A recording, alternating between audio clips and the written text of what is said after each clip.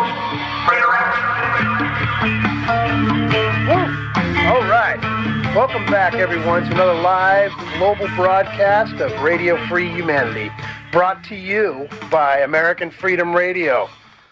It is now my signature honor and pleasure and privilege to welcome once again to the Middle Chamber our good friend, author John Lash from metahistory.org. Good morning, John. How are you? Morning, Frater. Just fine. Hanging in there. I've been so looking forward to not only continuing our conversation, but also wrapping up the discussion that we had, that I've had several people contact me interested in our conclusions concerning the occult roots of the Russian Revolution. Oh, it's a really fascinating subject, and it doesn't take that much of a deep research to look into it and to grasp the essentials. And when you do, I find it that it's extremely revealing mirror to our times today, both in the positive and negative aspect of this global uprising that we're now facing, especially the American front.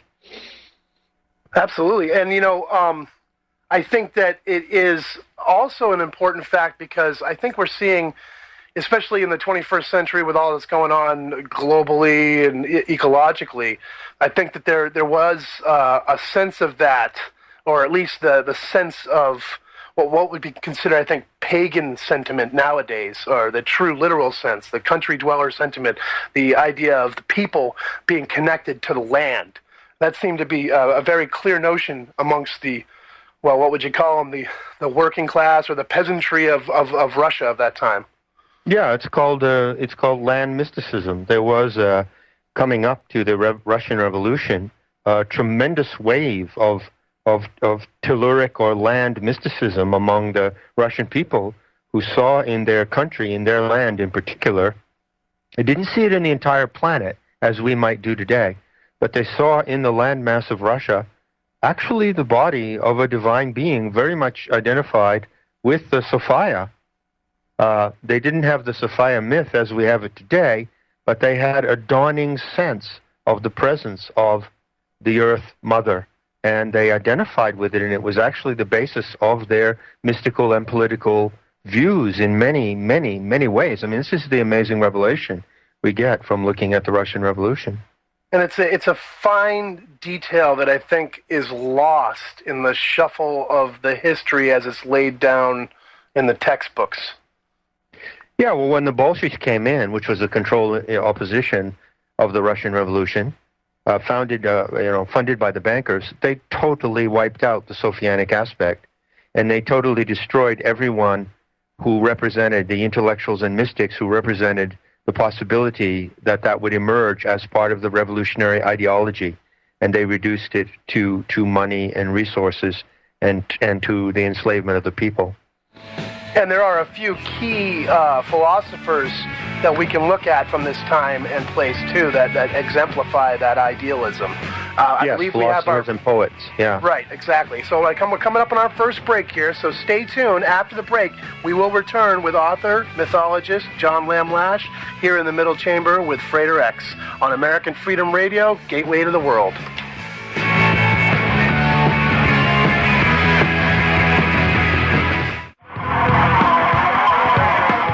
So we are back in the Middle Chamber with John Lash from metahistory.org. Is there anything new, John? Not really, because since about July of last year, I've been concentrating on this project that I call the Gaian Navigation Experiment, and I haven't been writing anything for metahistory for about 6 months, but I have been writing for this navigation experiment, and if you want to follow that, some of the members of the experiment, I call them my crew. I call myself the navigator, and they're my crew, generously volunteered to set up a new website for me dedicated to that, and that is telestai.org, telestai.org. So all of my recent writings of the last 6 months will be found there rather than on metahistory.org, which is kind of sleeping right now. And there's also another radio archive set up too, right? Isn't it called, what is it called? Radio Telestai, yes. Yeah. That's okay. On the same site. It has all of the talks, many of the talks I did with various people, and the series of talks with Grok the Talk, Thomas Malone. So that's a place to go.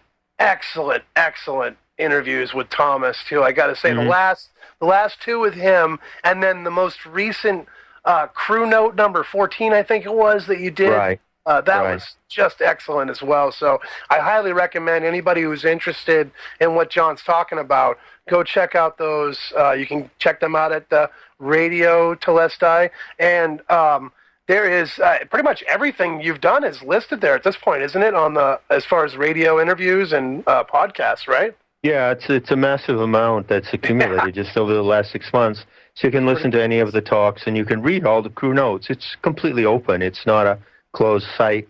There is a forum that you can join as well. Just want to invite everyone to look into it, and I want to say that you will find in there maybe something that you never ever conceived before, which is how we can participate in the correction of Gaia Sophia. And secondly, there is no metaphysics in this process. And yeah, that's something I want to address at some point in our conversations as well, because I'd like to get a little bit more into detail about that comment that you give, that position. But one more thing I wanted to make a point about on the website. It is a vast website, the metahistory.org. I've had people contact me, John, and they're like, where do I begin? And what I usually say to them, and I think you'll probably agree, is to take the tour of the website Right, take the first. tour. Yeah. And then you get it's a spoken tour. You are the one that speaks, right? That's right. I take you and walk you through the website. It is absolutely massive. It's probably the equivalent of 20 books. Yeah. And, of course, anyone would be overwhelmed. So if you go to the site guide and click on it, you'll see that it gives you the option to click on to actually 5 sequential MP3 files in which I walk you through the site. And on that basis, you might well be able to decide which aspect of the site you would like to investigate first. And when I first, came upon your site back in, I think it was 2006, maybe, and at that point, it was even smaller than it is now. And what I basically did, because I don't think you had that virtual tour yet, or if you did, No. I didn't notice it. No, I didn't. I didn't have it yet. Yeah. I just downloaded everything of interest until I filled a 5-subject 3-ring binder notebook and basically just studied all the material, read it cover to cover, and just took it on board that way. And then of course that was before you'd even written the book. So I waited for the book to come out, and then put it on the Christmas list. But anyways, there is a section on MetaHistory.org called the Alternative Grail, and it's an entire book. It's probably a 350-page book if you printed it out. Well, I'm very proud of this. Yeah, I haven't read that.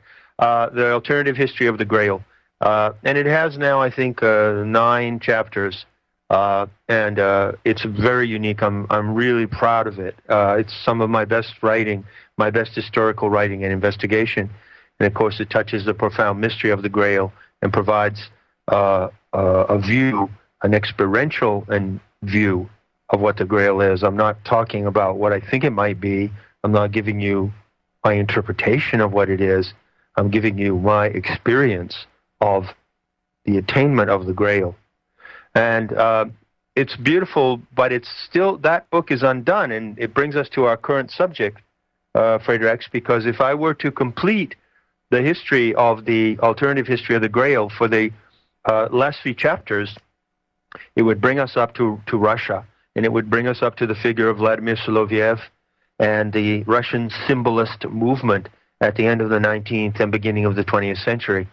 And I haven't written those last chapters, so what I'm sort of doing with you is getting them out in the course of our conversations. Sure. Okay, well, let's steer it back around to the occult roots. I wonder if I might just read a little paragraph that maybe would bring us back to topic, and then we could take it off the shore from there. Sure. Just a little paragraph from page 3 of the article that we are using as our source material, which is the article from the Gnostic.com website called Occult Roots of the Russian Revolution. That's right. It's just a little paragraph that says, the origin of Gnostic ideas in Russia is difficult to trace.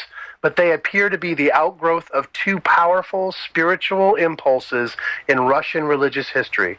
The first is the Christian esoteric tradition preserved within the monastic communities of the Russian Orthodox Church, a mystical tradition going back by way of Greek Neoplatonism, Origen and Clement of Alexandria, to St. John, the beloved disciple.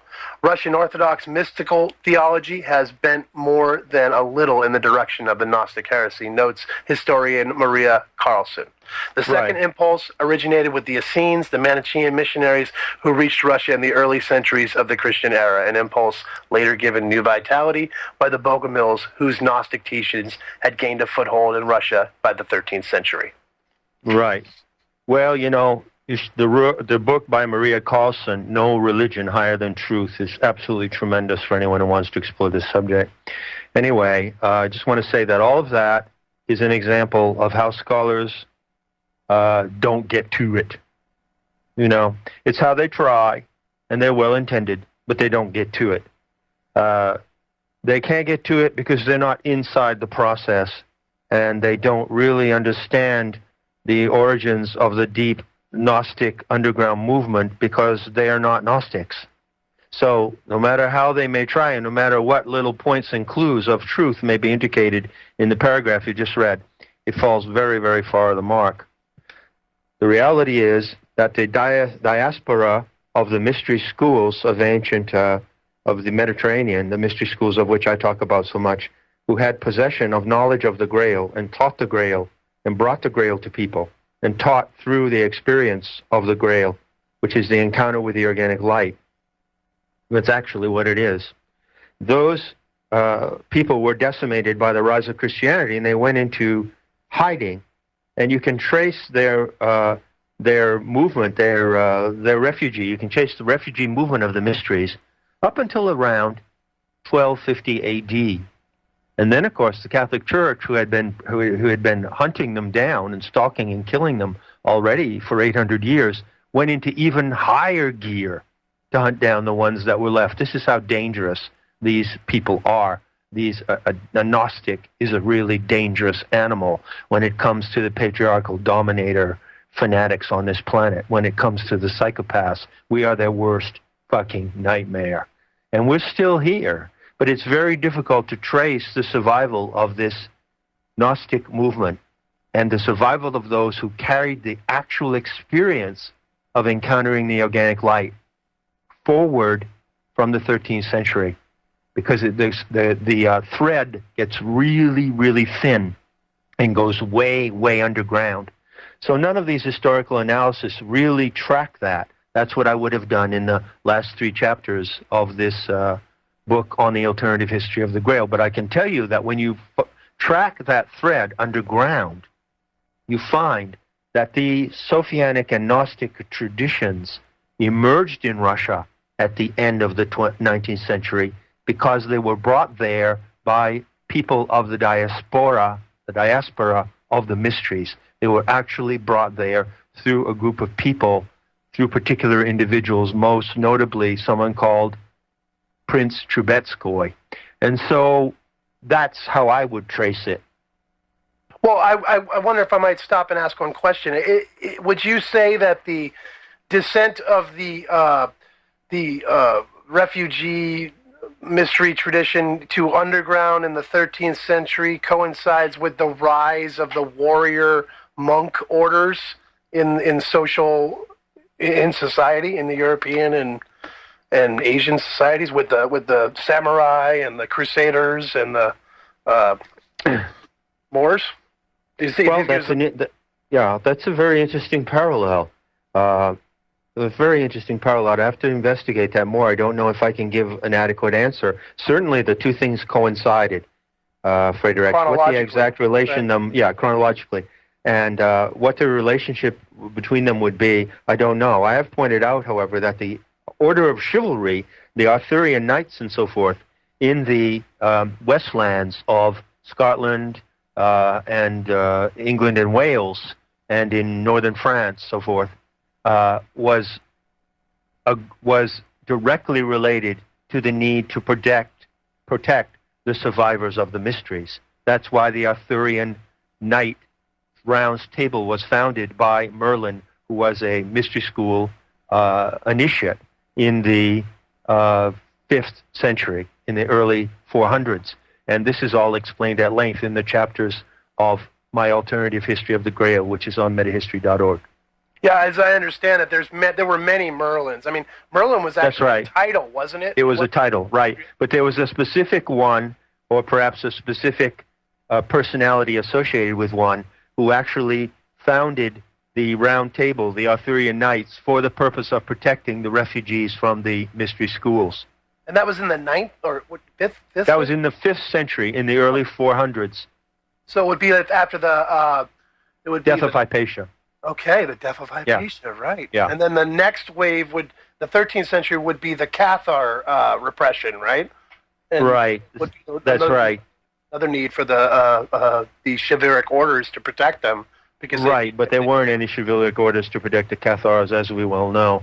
Although some of the Cathars were themselves warriors, and they built fortresses, the Cathar castles, which still remain, which are magnificent, haunted places to visit. So it's very interesting parallelism that you bring up there, but I don't know exactly what to make of it. It would be interesting to look into that some more. But all right, so excuse me, we were considering the individuals in the Russian society that that were instrumental in bringing about this idealism. That's right. How Russian society in the 19th century and in the early 20th century was in some ways seeded or inseminated with the Gnostic mystery school wisdom that survived, and it just barely survived. Just a trickle of it survived. But it is such a powerful elixir.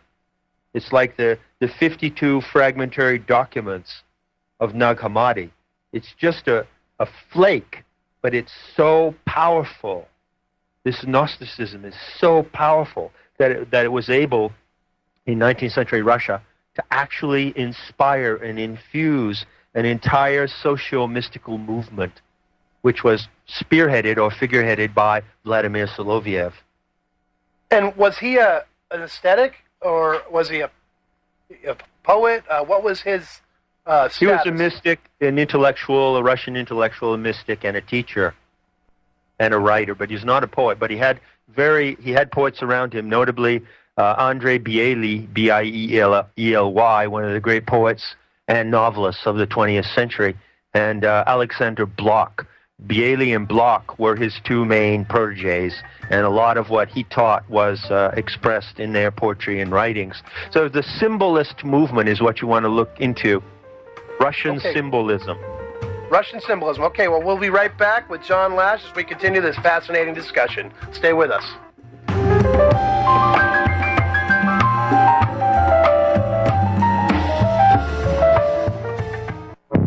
Welcome to the world's meeting place. American. It's practically narcotic. Freedom. Oh, yes, I like very much. Radio. You're an American institution. American Freedom Radio.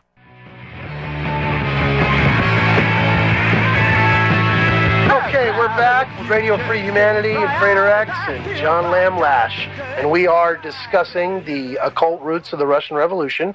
And when we went to break, we were just bringing up the topic of Russian symbolism, how employed by those in the 19th century and early 20th century to basically convey a Gnostic idealism to the general public of Russia or to the society at large. So, John, if you'd like to pick that back up on the Russian symbolism, and let's take a look at that together.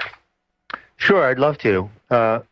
One of the aspects of the practice, Telestic practice, which is the noetic science and the educational method of Gnosis, is to be extremely careful with syntax, to be very respectful and careful with the language one uses, and to frame things carefully.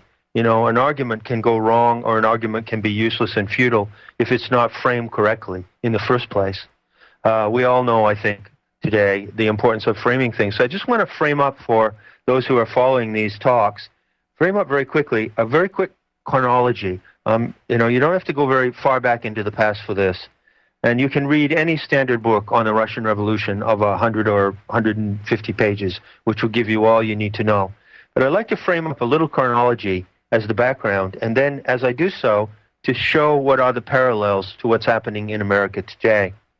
There are really only like four key dates that you need to know to understand what happened in the Russian Revolution. And the first one is actually in 1825. And that is, of course, well before the revolution occurred, because the revolution occurred in 1917, right? 1917, correct. Yeah, so why do we go back to 1825 for the first chronological moment and the first point of reflection to the current global uprising? Because in 1825, there was a failed revolt in Russia. It's called the Decembrist revolt. D-E-C-E-M-B-R-I-S-T.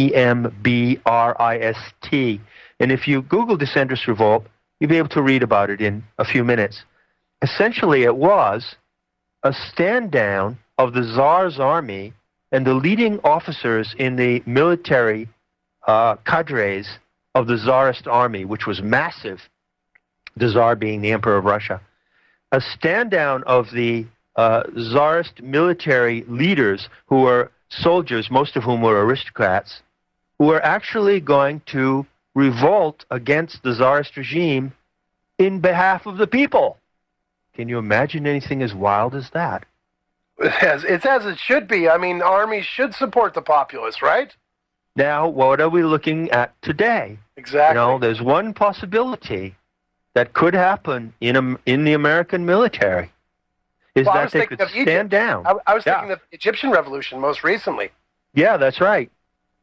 You see, when this happens, the machinations and orchestrations of the powers that be are immediately railroaded and driven off the tracks, because they do not, the masterminds of globalist domination and the patriarchal pathologues, the patriarchal predators, don't do anything themselves, do they? They rely on might and on military force. So if there's a stand down and a mutiny and revolt in the military today, were there to be one, there would be no danger of us heading into World War III, which we're already in, by the way. So this is something that you want to look at, that it happened almost 90 years, 80 years before the Russian Revolution, but it was squashed and it failed. Huh. So beware of that historical lesson, my friends. Yeah. Okay? Secondly, we jump ahead to the second date, 1905 in Russia. That's when strikes and great civil uprising began, and the revolt against the absolutely insane and absurdly Baroque and Byzantine control system of Tsarist Russia. Just like in America, we have an insane and absurdly Baroque and Byzantine federal control system with the TSA and all the incredible 40,000 laws that they passed last year and the NDAA and all that. It's a very clear parallel. And in 1905, people began to revolt against this. They began to dissent. They began to complain. So we see this. This is an exact parallel of what's happening now. American people particularly are being pushed to the wall by this agenda. And we have the NWO movement. We have other forms of state secession. We have the Oath Keepers, which is a fantastic movement, kind of going back to the Decembrist idea, you know, that the military and the police would stand down and would take the side of the people. So this is another clear parallel. The civil unrest began in 1905, but it didn't really break out until 12 years later. Things are going to happen a lot faster in the U.S., okay? And it was because the Russian society had been crippled by its involvement in World War I at that point, correct? And also because the suppression and the repression of the Russian spirit and the Russian people was so immense under the Tsar that it took them like 12 years before their rage, they could really articulate their rage. But dig this. This is really another key lesson of reflection between then and now, you know. February 1917 is called the February Revolution, and October 1917 is called the October Revolution. So there are two moments of the Russian Revolution that everyone can learn about. This is extremely enlightening. The February Revolution was when they said, okay, we can't take the absolute totalitarian tyranny of the Tsar anymore and his bizarre system of rulership, which included the Okhrana. I don't know if you know that was the Tsarist secret service, and it was the seat of the KGB and of every subsequent secret Homeland Security, Gestapo, military organization directed against the people. The great granddaddy of all that was the Okhrana of the Tsarist secret service of Russia. And so people were facing this incredible surveillance. They were facing many of the things that are in exact parallel to what the American population is facing today. If you read into this, I think you'll be stunned by how close the parallel was. So the first thing that happened in the revolution was in February, some of the revolutionaries decided to asserted their will against the Tsarist regime and said, we need our own representative form of government. So they formed what they called the Duma, which is a kind of parliament. And they said, okay. And the Tsar conceded to a certain extent because he realized that this is a really bad situation. And if he didn't give these people something of what they wanted, all hell was going to break loose. So the Duma was a good idea because it was the seed of an opportunity for the Russian people to start to have their own political voice and perhaps even some form of representative democracy. That was February 1917. Now get this, folks. By October 1917, 6 months later, the entire opposition revolutionary movement had been co-opted. That's how long it took. That was the Bolsheviks moving in. The Bolsheviks. Bolshevik is just a word in Russian. It's a very common word. It just means majority. And Menshevik means minority. So what happened is there were two parties in the Duma. The Duma was formed, and there were the Mensheviks, or the minority party, and there were the Bolsheviks, or the majority party. But the trick is that the Bolsheviks, who took over and commandeered the revolution in October of 1917, like Lenin and so forth, and Trotsky, were paid, suborned members of a controlled opposition run by the international bankers who funded the Russian Revolution and all the subsequent wars of the 20th century. Hence those of us who've... Hence the importation of Trotsky and Lenin into Russia, one from Mexico, the other from Switzerland. Yeah, via right. England. That's right, via England, that's right. And they were put on closed trains where they couldn't speak to anyone, and they had to go through all the nations to their destination without getting off the train or talking to anyone. Complete isolation. Very interesting, that's right. A very interesting point that I bring up in Not in His Image is that Edmund Wilson, who was a writer who wrote one of the best and first books on the Dead Sea Scrolls, which, of course, in which he revealed that they were not Christian, they were not benevolent documents, but they were actually documents of a terrorist organization that provided the roots for Christianity. Very shocking, scandalous book. Wow, yeah. By Edmund Wilson, also wrote Toward the Finland Station. And Toward the Finland Station, if anyone wants to get their nose deep into the fumes, the smoky, satanic fumes of the Russian Revolution, read Toward the Finland Station by Edmund Wilson. First of all, it's a magnificent piece of writing. He was a superb writer. But it describes that journey of Lenin from Switzerland toward the Finland Station, which is where he got off at Finland and went into Russia. And that was the penetration of the controlled opposition, which in a matter of months completely took over the Russian Revolution. Now, if you go back and read that lesson and reflect upon what could happen in America if a parallel event took place, and look now at where that controlled opposition is being set up to the revolution of the genuine revolution of the American people against federal tyranny and the phony war on terror. Well, you have two camps as far as I can tell. You have we'll have to get back to that when we come back from the break. This is an awesome conversation. Stay tuned for more from John Lash, metahistory.org, with me, Frater X, here in Radio Free Humanity.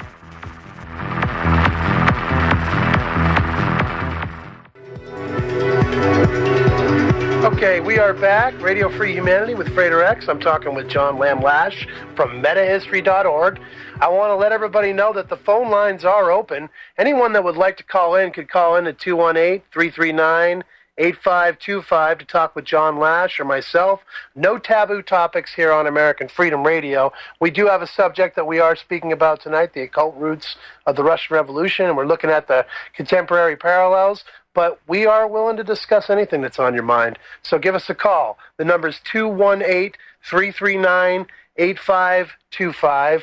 Go ahead and call in. The phone lines are open. Before we go back to our conversation with John Lash, I do want to just let everybody know about what's coming up in the near future here on the show, and maintaining the awesome momentum that we are building with the great guests on this show. We have some great ones lined up for the near future. Now, next week, on January 14th, we have David Sereda coming on the show. Check out his blog at davidsereda.blogspot.com, and that's spelled David, just like it sounds, Sereda, so that's one word, davidsereda.blogspot.com. Check that out. You'll be very interested, I think, in hearing what he has to say. Amazing man with some amazing stories about different etheric devices and just next level stuff. So I'm really excited about having him on next week. Then on the 21st, we will welcome Carolyn Rose Goida of Friends of Freeman, and most recently a co-host on the Type 1 Radio Lounge radio show. For the first time, she'll be in the middle chamber to share her amazing stories with us, and she really has had an amazing series of adventures, and her unique and impassioned perspective is quite inspiring. So we are looking forward to that conversation as well. On the 28th, we have the author of the Sync book, that's SYNC book, Alan Abadessa Green, joining us to discuss synchromysticism, another one not to miss, everybody. And by the way, Mr. Green sent me a message today announcing an upcoming event in New York City, a synchronicity in the synchronous city. And that event, for anyone that's interested, they can check out the website. It's going to be on January 31st in New York City, but the website to check out is brownpapertickets.com/event/ the numbers 218425. So that's brownpapertickets.com/event/ 218425. Then, look forward to February and the return of Dr. Joseph P. Farrell to discuss Roswell and the Reich and LBJ and the Plot to Kill Kennedy, two of his newer books. I do stress newer books because I think he's already written one or two more since the last time we talked to him. I think he released an ebook as well. So we can't keep up with him. But we're very excited for that as well. Now, remember, check out all the links on the show website, especially tonight's guest's website link, which is on our website, and that's metahistory.org. Take the virtual tour of the site. Also, check out teleste.com. Is that what it was, John? Right, teleste.com. Teleste.com as well, and Radio Teleste. Those are two adjoining sites. There's so much information on all this. Take your time, let it flow. You know, just take it on board as it comes, and you won't be disappointed, really. It's next level stuff. And when I first came upon this material, I started telling people consistently that this was, especially the book Not in His Image, was one of the most important books in our time to read. And that's my personal belief. So really, really, if what you're hearing John say and what you've heard him say in the past stirs something within you, check out his website. Get his book and check it out because you won't be disappointed. Now, also, keep checking in on the type1roadshow.com site. You know, I know it's still under construction. There's not a lot going on right now, but it is moving forward. We have new developments every day in the organizational front. On that front, we have Brandon and Brett. They're like our Type 1 apostles, truly sent ones from the east, heading further west. They're on their way across the country, headed for Hawaii. They're spreading the message of our vision, of our hope, as we look towards a new day dawning for us all. At least that's what we hope. And the idea of the Type 1 Roadshow and Traveling Mystery School is an idea for us to all build a network and try to create a resonant frequency that we can all, ascend together. And so that's the idea, is coming together, sharing our experiences, our insights, our gifts, our talents. we believe that this time in our lives as human species, we need to realize what is valuable. And you know what the most valuable currency, as far as I'm concerned, of the future is talents and traits and abilities, being able to make things and grow things and fix things. This is wealth. This is true value. And if you want to be of valuable service to your species, learn how to make, grow, and fix stuff. And that's what we need in the future. So, on that note, if anybody wants to call in with this conversation now, please call in 218-339-8525 as we continue with this conversation. And we left it off where we were just laying the ground. Well, we set up the chronology, and then we talked about the minority versus the majority within the Duma. That was the Bolsheviks and the Mensheviks. Right. And you had asked the question, looking at the modern day arena, or the atmosphere that we're involved in here, the environment politically. Where do we see the coming revolution in America? The coming revolution in America, which is underway, is it already have a controlled opposition factor operating in it?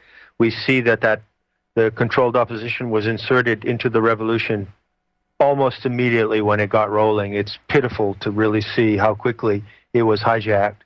And so the lesson in history is what? Well, if we're looking at another revolution now in America, which is in many ways the counterpart of Russia, spiritually and otherwise, the mirror image, our demonic double, if you want to call it that, we can anticipate that there will be a controlled opposition already being set up. And what is that? Can we see the evidence of it today?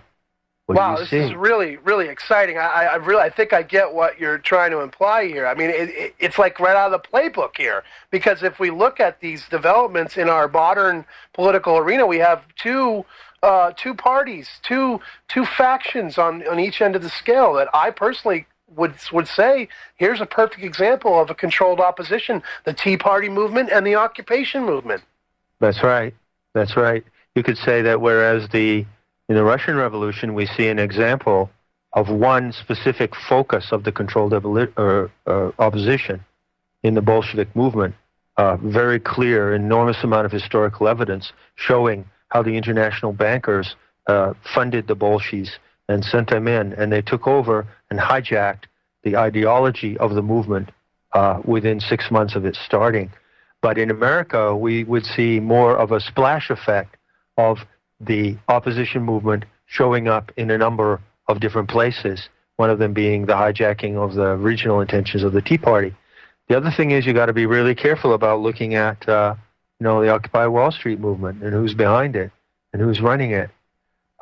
We learned a lesson about zeitgeist, I think. Some of us did anyway, Zeitgeist is just, the whole zeitgeist program, platform, is just a way of getting people into a kind of blind attitude towards socialism, you see? So that's also an instrument of the controlled opposition. So we could say that a page out of the playbook, John, as far as I've seen in a postmodern America, is the oversimplified explanation. It's the easiest way to trivialize any point you want to make, the oversimplified explanation. Yeah, like when they say money is debt. That's absolutely wrong. That's a statement, that's a propagandistic psyop statement that was made famous in Zeitgeist, even though Zeitgeist did tell us some true things and did inform and educate us regarding fractional reserve banking and the corruption of the Fed and the banking system, which is tremendously important information that everyone needs to know. It also injected into all that good information the 5% of the information that was propagandistic and spun. Money is not debt. Money is just an agreed form of exchange between human beings. Fiat money is debt. But they didn't make that distinction in Zeitgeist, and they ought to have, because they took such great care to explain what fiat money was. So isn't that a little suspicious? Well, I think I see what's going on here. It's because what they do is by flavoring the disinfo with a little bit of truth, it discharges the energy that's generated from the rage and the outrage of the individual. It discharges the energy. So even if you've lied to them, right, it's an effective tool at disarming the outrage. So that's right. They get a point, and they can hold on to that point and let go of the outrage. Right. So that's one way that we have to look at the many different ways in which the head of the controlled opposition may appear, rather in an octopus fashion. But to get back to the Russian Revolution for a moment, I'd like to give a few details of it that I would suggest that people can apply to the world today. We often hear of the Homeland Security and Janet Napolitano as being compared to the Nazis and the Gestapo. Many thousands of times have we heard this, right? But, they even might be better compared to the Bolsheviks, which is the name that was normally called the Bolsheviks. The Bolsheviks, this is what the Bolsheviks did. The Bolsheviks pioneered the surveillance society. They pioneered the rule, if you see something, say something. That comes from the Bolsheviks. And it doesn't come from them literally that they said that, but that was what they said to the people. They said, in order to co-opt the revolutionary movement, they went to the Russian people who were hungry for revolution, and they said, you have to be careful because there are counter-revolutionaries everywhere. And like Homeland Security is saying, you have to be careful because there are terrorists everywhere, And so they made every citizen spy on every other citizen. And they were so successful in doing this that by the time it reached the Stalin era, which is about 1922, 1923, when he came into power, about 7 years after the revolution kicked off, by the time it reached that era, people were spying on themselves. I have to tell you, the stories that you can read, intimate stories about the Russian Revolution, people were so terrorized by the KGB and by the Bolshevik surveillance that some people went and turned themselves in for things that they didn't even do. Wow, it's like hysteria. That's how far the madness goes. Today, we're approaching that madness in America. Today, you can get jailed, tasered, thrown in a black hole, tortured and murdered for something that you never even did. We know this. It's reached that point of absurdity. But imagine that you would turn yourself in to be tortured and murdered for something that you never did. This shows how far this insanity can go. And there's a tremendous, sobering lesson in that, I think. Absolutely. It's thought crime. It's straight out of thought crime. Orwell. Yeah. That's right. Thought crime really makes people go insane. Now, the one other point that I want to make about this parallel that I'm drawing in this chronology before we go into the Sophianic aspect or the spiritual aspect of the Russian Revolution is simply this. After October 1917, when the Bolsheviks, which simply means the majority in the Duma, took over and co-opted and hijacked the revolution, there was a civil war in Russia.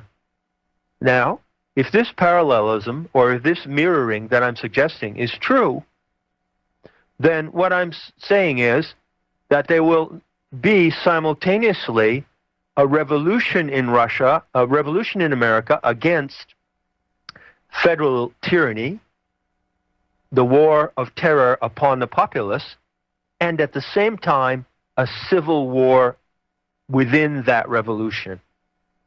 Try to get your mind into that scenario. It's chaos. A war of revolt against the feds and a civil war, that is, people fighting each other in a civil war. Now, if there were a civil war to happen in the United States, what form would it take? Well, let's go back and look at the mirror of the Russian Revolution. There was a civil war, and the two factions in that war were called the Red and the White. The Red Russians and the White Russians. And the Red Russians were those who were involved with the power structure of the Bolsheviks. And the White Russians were those who wanted to defend the original concept of the revolution as a people's revolution. And so it split into that faction. So, do you have any idea how we might see that similar kind of split unfolding in America today. Does that suggest anything to you? Well, you're talking about political persuasion, political parties? I'm talking not about so much about parties, but about movements in the United States, movements that are in dissent against the government, but that are also have a deep ideological split in those movements. Well, the ones that I just brought up before, the Tea Party movement and the occupation movement. That's true, and I might suggest two others. I might suggest the Christian militias. Okay. The Christian militias in the United States, who make no bones about it, do they? They are ready with guns loaded. Like the Minutemen. That's right. Okay. Yeah, the Christian militias have the intention. Okay, we'll be right back, John. We'll continue after this break.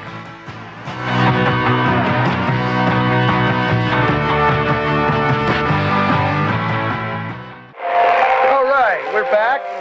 This is Radio Free Humanity. I am Frater X. I'm talking with John Lamb Lash. That is Maniac Agenda playing in the background with their single Dissolve. Check them out.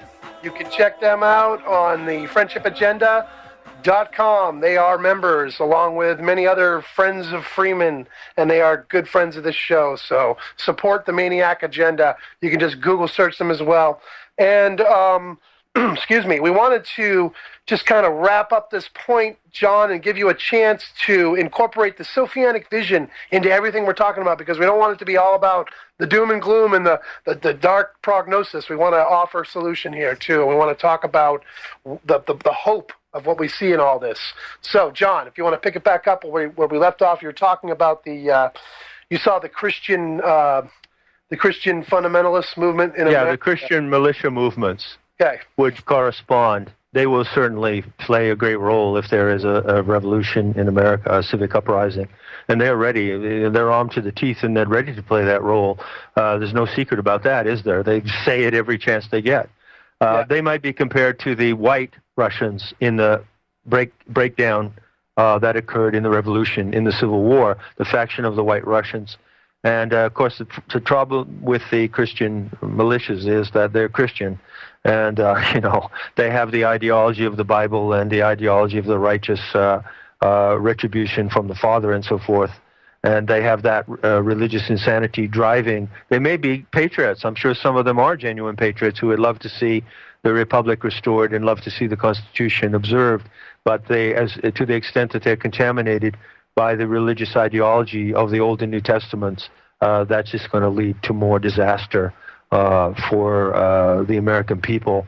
So I don't want to go further into the dark side. Let's move away from that. I just want to suggest that if you go back and look at these points in the Russian Revolution, they give brilliant reflections to what's happening now.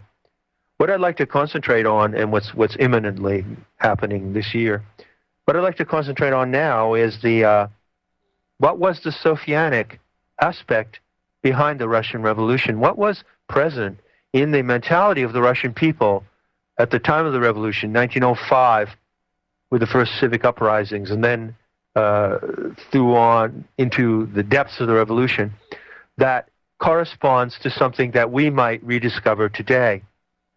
Well, it's amazing if you read this brief article, Occult Roots of the Russian Revolution, as how many points it brings up here that point to what I would call a kind of groundswell of social mysticism in the Russian people.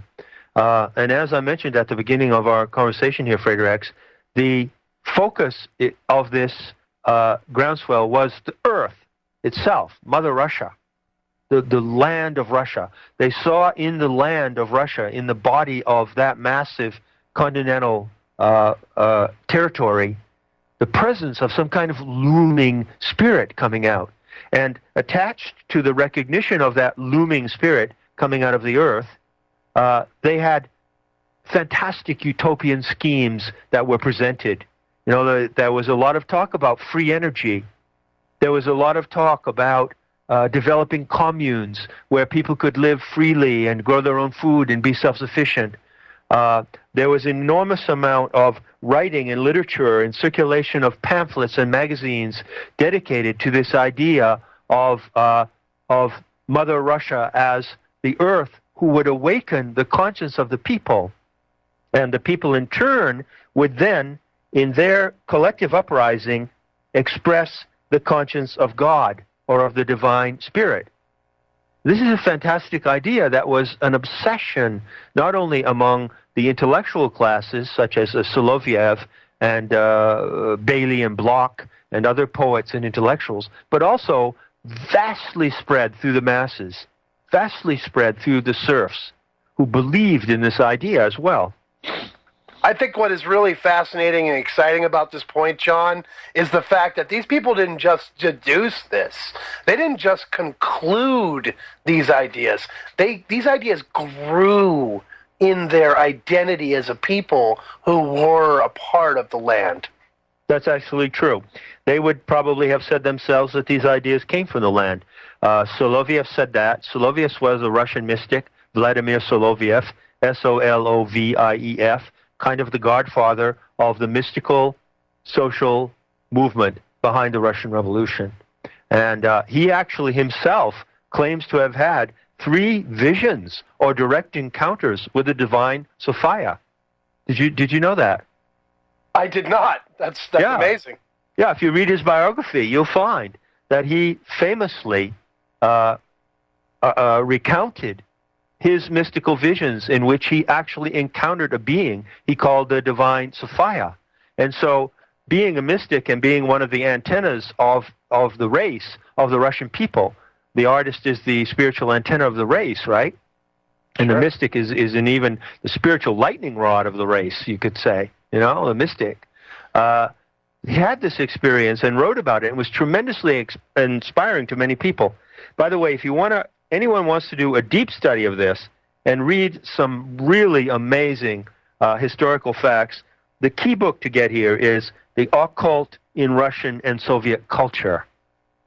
It's a collection of essays edited by a woman named Bernice Rosenthal, Roscenthal.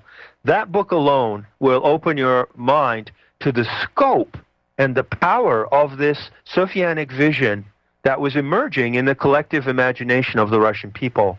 And a great many of the early revolutionaries, including Dostoevsky himself, Chernyshevsky, and even later ones, like Lunacharsky, who was kind of a party member in the Russian, in the Bolshevik regime, carried out and held the flame of this vision in the most remarkable way until it was ultimately crushed out by the Bolsheviks and by Stalin. So what is the lesson here? Could you repeat the name of the name and author of that book, The Occult in Russian and German? Yeah, The Occult in Russian and Soviet Culture. Russian and German or Russian and Soviet? In Russian and Soviet culture. And the author? Rosenthal. Did I say German at first? I thought maybe you did, but I could have just heard it wrong. Bernice Rosenthal. It's a tremendous book of a collection of essays that go into all aspects of this in the most remarkable detail and depth. So I want to point out here again another parallel, because we're using the Russian Revolution and the conditions of the revolution to describe, as a mirror reflection of what is happening on the planet today, but particularly in the United States of America. Well, it says here in the article that the intellectuals in the Russian capital of St. Petersburg had an idea of founding what they called a religion of humanity. And this idea was is described here as a Gnostically inspired sect of God-manhood, this idea of the God-manship, or realizing the God in ourselves, was very much elaborated by Soloviev. And so there was a call for a kind of sweeping realization of the divine in people. And is there some echo of that today in what we hear about 2012 and the planetary shift? Yeah, and free energy you mentioned before, too. I mean, that's right. Just amazing. Not only the freeing of the sovereign power of the individual, whether you want to call it divine or not, that's a matter of syntax perhaps, the freeing of the sovereign power of the individual and the freeing of society to be a theater of mutual aid with a new technology, with an Earth-based technology and free energy systems was all throbbing wildly and vividly in the minds of the Russian people at the time of the Russian Revolution. I mean, isn't that amazing? It is totally amazing. I'm astounded by it.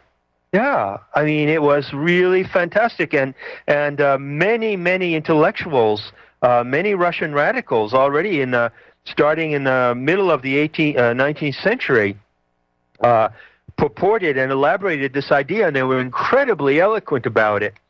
There was just one problem, one big problem that they had. Well, they had the problem of the Bolsheviks, who were going to suppress all that, just as today the New World Order psychopaths and the terrorists who are waging the war on terror want to suppress anything like that in humanity. They want to suppress our sovereignty.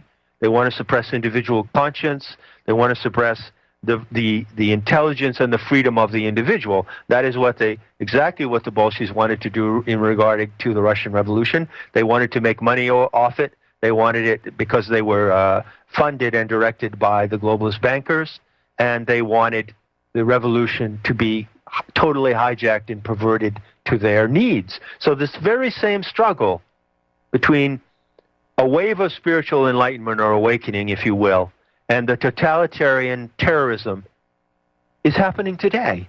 We're reliving the elements of the Russian Revolution, but with one huge difference, one huge positive difference.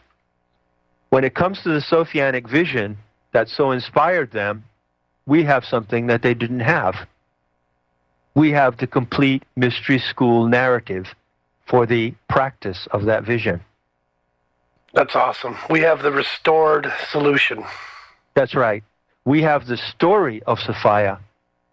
And there's one thing that I would point out in my role and responsibility as a comparative mythologist, and this is one of the most important things I could ever say to anyone who follows my talks and my writings. I've been compared to Joseph Campbell, a great comparative mythologist. I take up that mission and I carry it forward. And speaking as a comparative mythologist, I can tell you that there is no social revolutionary movement on this planet that can ever succeed if it does not have a narrative focus. Because the human imagination is what wells up. The human imagination now wants to break free. We're at the verge of saying enough of this. We don't want to be bullied. We don't want to be pushed around. We don't want to be enslaved by the deceitful and murderous lies of a small group of psychopaths. We want to be free, and we want to be able to live out of our love for life and out of the power of our imagination. Just to get up every day and imagine what a fantastic world we can have in the spirit of mutual aid and in the spirit of cooperation and equanimity. Just imagine that, and we want to be free to let our imaginations blossom. But I'm warning you that the imagination, the collective and social imagination, cannot succeed in any venture, no matter how idealistic, unless it has a guiding narrative. You know why the Nazis were so successful? You got to hand them something, my friends. The Nazis were incredibly successful. When you look at what they did in a mere few decades, you've got to be impressed. Why were they able to achieve what they did in such a short period of time? It's because they had a guiding narrative. They had the heroic Aryan race supremacy myth. That's a guiding narrative.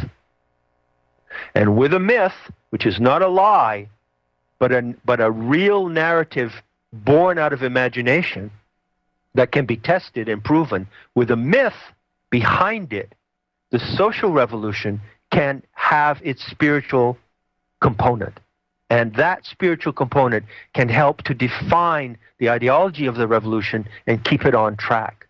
And that is what would have happened if the Sophianic vision that was blossoming and burgeoning and erupting in the souls of the Russian people, as you say very well, Frater, it wasn't given to them or forced on them. It arose spontaneously out of their soul life. If they had been allowed to pursue that, and if they had what we have today, the Telestic message and the Sophianic vision story, that whole event could have unfolded in a very, very different fashion. But they did not have that foundation. It was a tragic omission. But we do. We do. That's right. And I want to say, I'm not preaching to anybody. Do I preach? I'm not a preacher. Okay? You're not. I'm not recruiting anybody to the Sophianic vision story. I'm not trying to be a guru and form a cult. I'm just saying, if you don't know what it is, go take a look at it. That's all. Just go on Metahistory.org and sample it. The Sophia mythos. You'll see that or read my book. Just see what it is and see how it strikes you. You know, I'm not selling anybody on this, but I'm telling you from my expertise as a comparative mythologist that there is no way a massive social uprising can succeed if it doesn't have a guiding narrative that the participants can agree on. Okay, John, it looks like we have a call. You want to take a moment and see what they have to say? Okay. Sure, I'm up for it. All right, well, we're going to go ahead and bring on the caller now. Oops, we got a break. We'll break. We'll come back from the break. We'll take the first caller here. Okay, right here on terrific. Radio Free Humanity. I'm Frater X talking to John Lash. Hold on, caller. You're going to be first in line when we come back from the break. Anybody else wants to call in? 218-339-8525.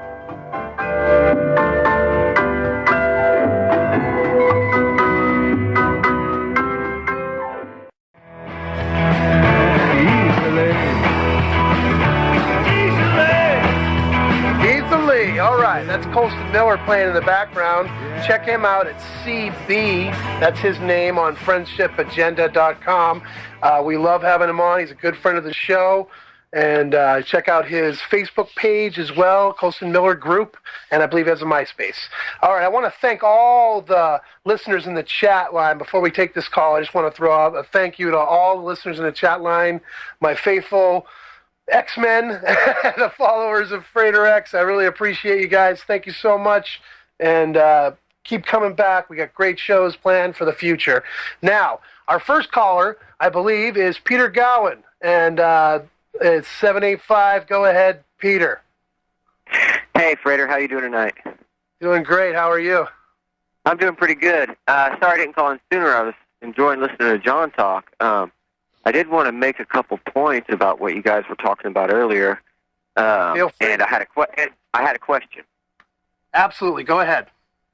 Okay. Well, I wanted to point out that you were talking about the Albigensian Crusades and the destruction of the Cathars, and you said talking about how they were the mystery schools were protected and the Gnostics were protected at some point.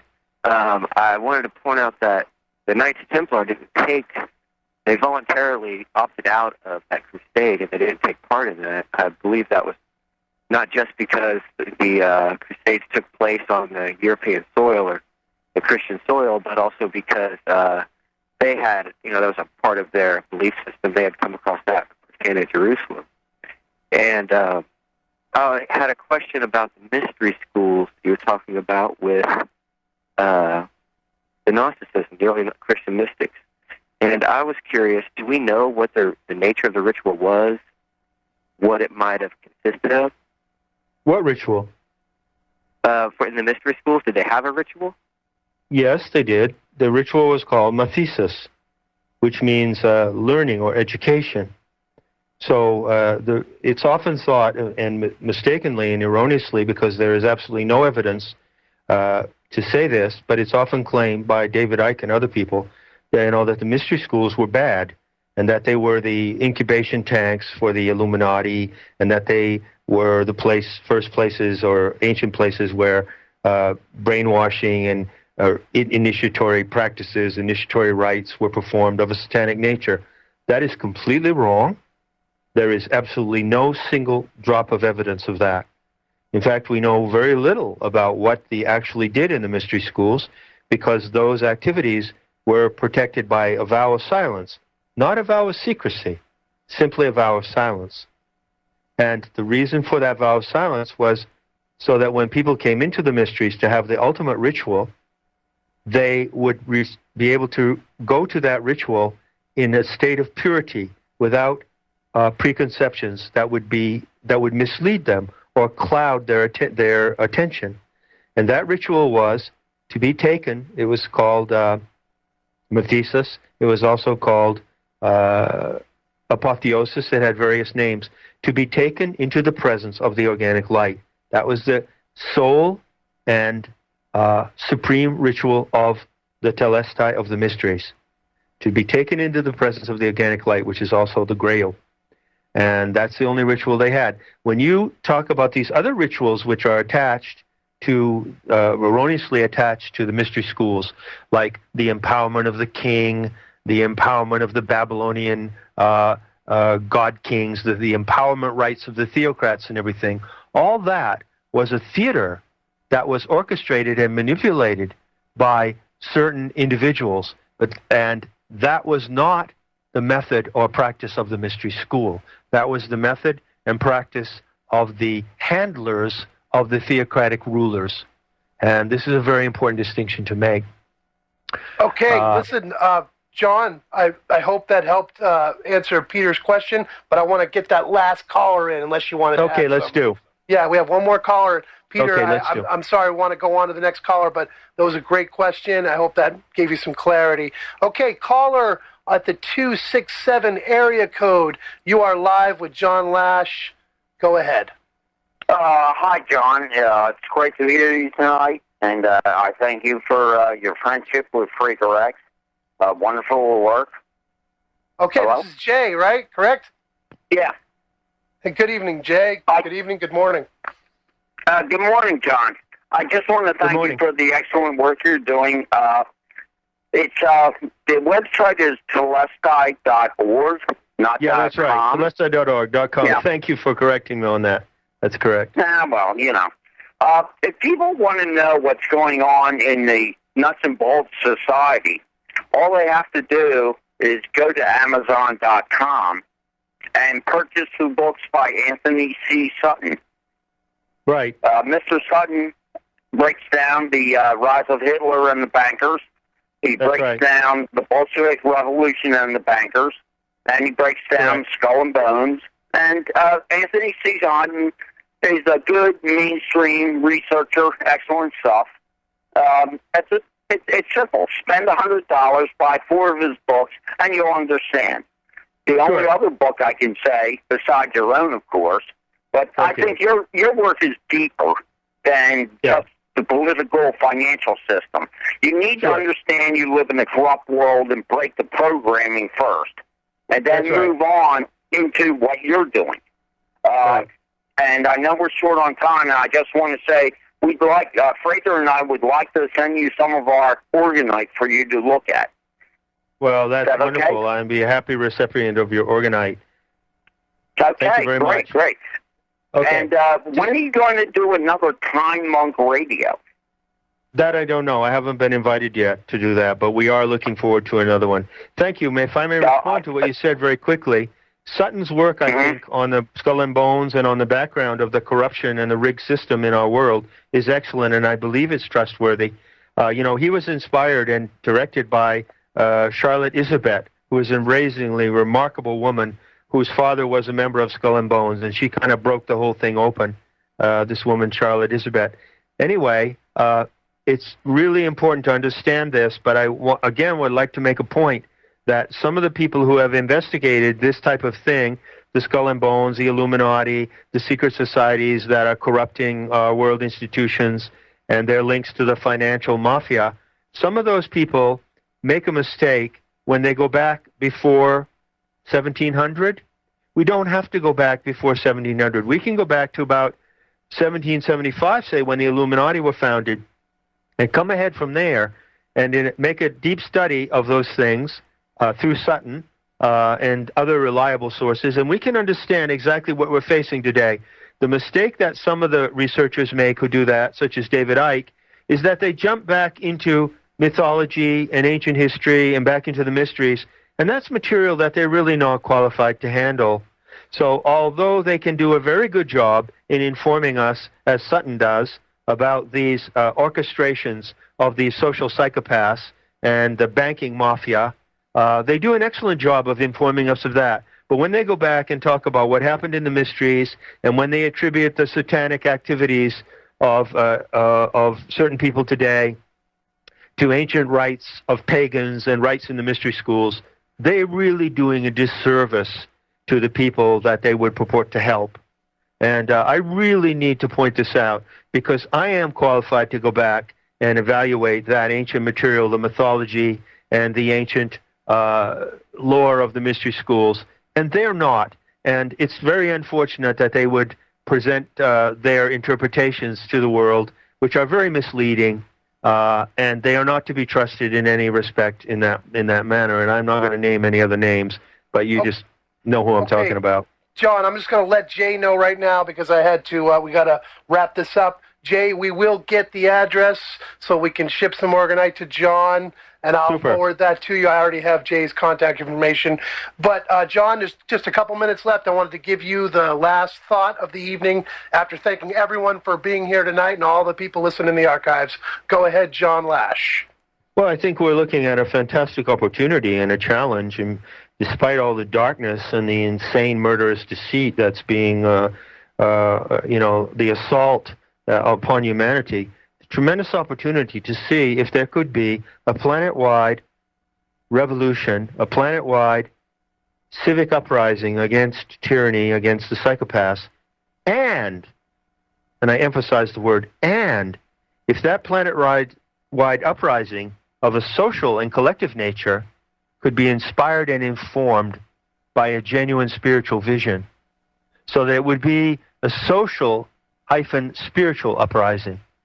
And I would ask people who are listening to this interview to think about what kind of narrative and what kind of true and veracious myth could guide such a revolution.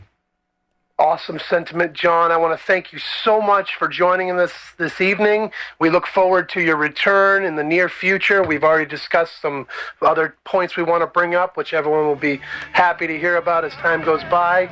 Check out John's website, metahistory.org. Frater X, thank you again, everyone, and have a good evening, what's left of it. No rules, no rules, no taboo topics, no taboo topics, no fear of doom, no fear of doom. We are American Freedom Radio, American Freedom Radio.